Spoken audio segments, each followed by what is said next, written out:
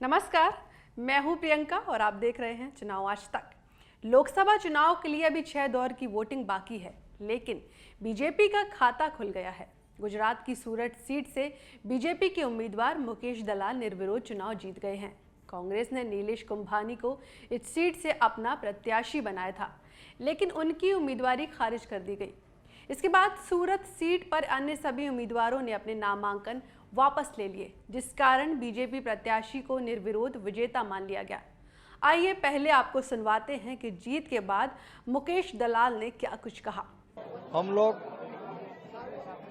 विकसित भारत के लिए मत मांग रहे थे। हम लोग नरेंद्र भाई मोदी साहब के काम पर मत मांग रहे थे।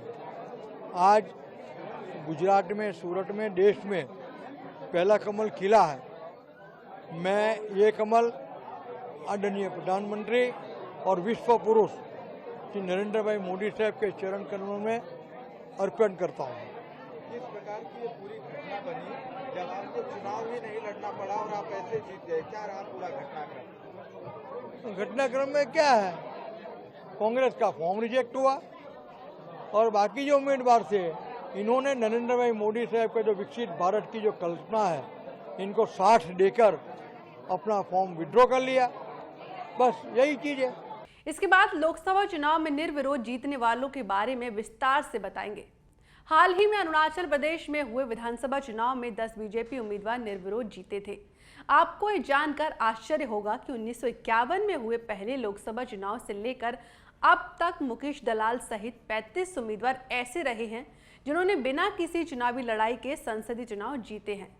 निर्विरोध जीत हासिल करने वाले अन्य प्रमुख नेताओं में YB चंद्रबाहर, फारूक अब्दुल्ला, हरे कृष्ण मेहताब, TT कृष्णमाचारी, PM सईद और SC जमीर शामिल हैं।